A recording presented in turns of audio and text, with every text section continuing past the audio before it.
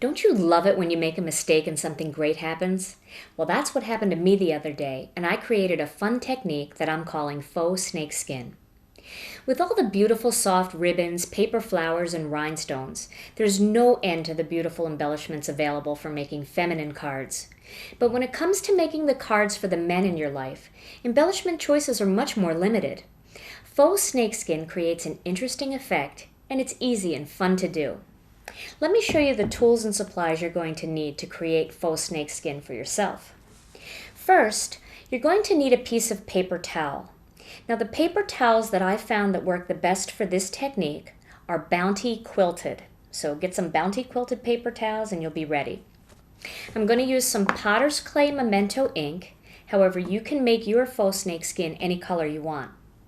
I'm going to use a brayer with a rubber roller attachment, some crystal clear embossing powder. I'm using the super fine detail. You can use regular clear embossing powder too. Either one will work. You're going to need a heat tool, and you're going to need a pizza peel. I'm using the pizza peel because I'm going to cover my entire project with embossing powder and there's nowhere to hold on to it. By using something like a pizza peel or a wooden cutting board, you're going to eliminate the chance of burning yourself and it'll protect your work surface. So let's begin. Using a piece of scratch paper to protect my table, I'm going to start by rolling some Potter's Clay ink onto my piece of paper towel. Now, I'm going to start with rolling, but then I'm actually going to pick up the ink pad and press it right in. So I'll show you that in a minute. Just giving it a good little cover of ink to start.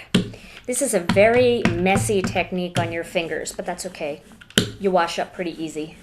All right, now taking the ink pad directly, I'm going to start really pressing that ink into my paper towel to saturate the paper towel. Usually when you're working with embossing powder, you're using wetter inks like pigment inks or hybrid inks. But in this case, you're going to be able to emboss just using regular dye ink because you're going to wet the paper towel so much that it's going to take a while for it to dry. Now I'm going to flip it over. I'm also going to do the back because I really want this paper towel to be saturated with ink. Let's see how it looks on this side. Oh yeah, that looks good. Okay. So the next step, I have a piece of paper towel to clean myself up with. The next step is grab that pizza peel or cutting board and the scratch paper, and now pour embossing powder all over the entire surface.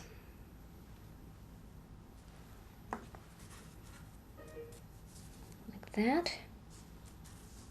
I'm going to pat it all in there and make sure both sides are covered real well.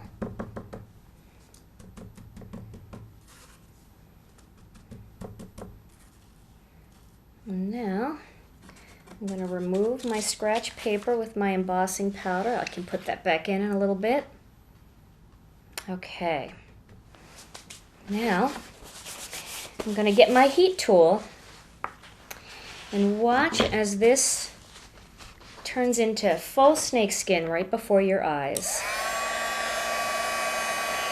And you'll see a lot of dust and it almost looks like smoke coming out off of the surface. That's okay, that's what it's supposed to do, so don't think you're burning anything.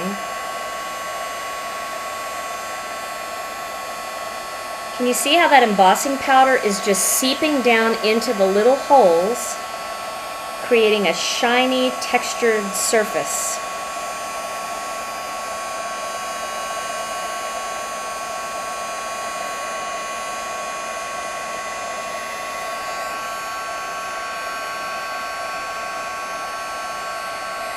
Okay, and once you've completely embossed one side, flip it over and do the other side. The reason why you want to do both sides is because once that embossing surface dries and it's nice and hard, It'll be a lot easier to attach to your card than a piece of paper towel.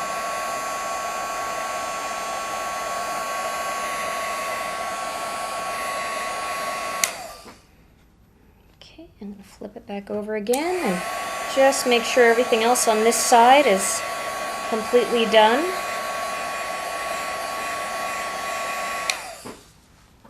Now,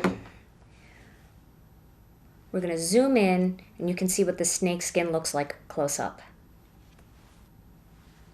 Here's my close-up view. As you can see, all that texture in there, all that embossing powder just sank down into the paper towel and created a realistic looking snakeskin pattern. One point I want to make is to remind you to let your snakeskin dry overnight before applying it to your card. This will make it a lot easier to adhere it to your cardstock. I used score tape to adhere my piece to my card. Let me show you my card sample that I made using the faux snakeskin technique. As you can see, the shine from the embossing powder creates a very different look from my background texture of my project. I used the stamp set Out West for my masculine card. For more information about this stamp set, visit our online store.